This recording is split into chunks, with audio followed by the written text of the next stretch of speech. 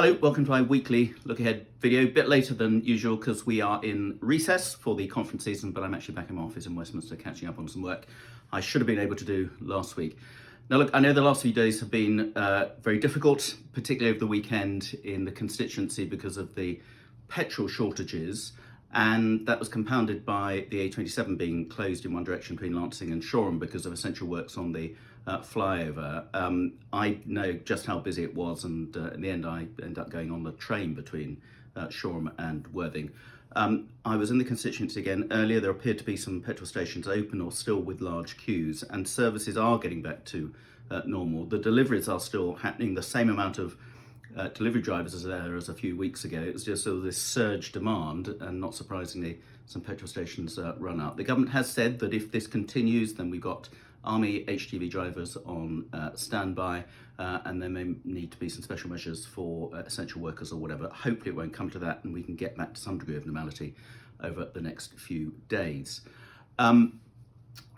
So this week it's been so far a busy week in the constituency. I spent Monday at the Knepp Castle rewilding project near Horsham with some colleagues of mine from the Conservative Environmental Network, seeing some incredible stuff they've done on that estate, really encouraging biodiversity and bringing back lots of flora and fauna that have been disappearing in Sussex, and some really interesting lessons for how we do agriculture in this country in the future. And we got to see some of the storks. They've got a colony of, I think, 43 storks, incredibly gracious, graceful even birds soaring overhead. It is open to the public. You can go and see it, go on the safaris.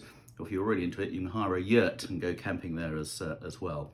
Now, the meetings I've had this week, I've had a briefing with the developers behind the Howard Kent site on the Brighton Road. That's been on the go for several years now. It's actually been taken over by a new developer. They're submitting new plans, which is more about family homes and the big blocks of flats, which lots of people were up in arms about earlier. So if you haven't seen those plans, then if you've got any problems with that, then do have a look at those. They haven't got planning permission yet.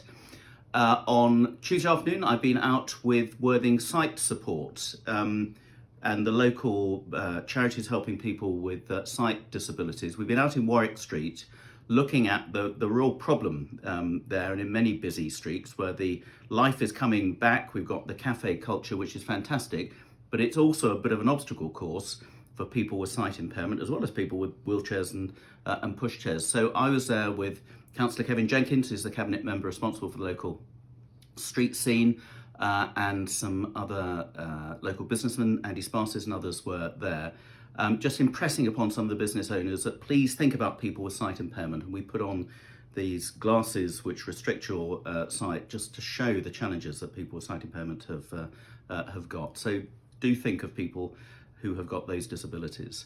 Also this week we've got Guildcare AGM, of which I'm a patron, and they've had a tough time during lockdown but continue to do a fantastic job, one of Worthing's jewels in the crown. Then on Thursday I've got the Employment Minister, Mims Davis, also the MP for Mid Sussex, coming down to Worthing. We're going to visit the new satellite branch of the DWP, specialising in getting jobs for younger people. Then we're also going to be doing a shift in a local restaurant to see at first hand the problems that the hospitality industry is facing at the moment. More on that, I'll report back next week.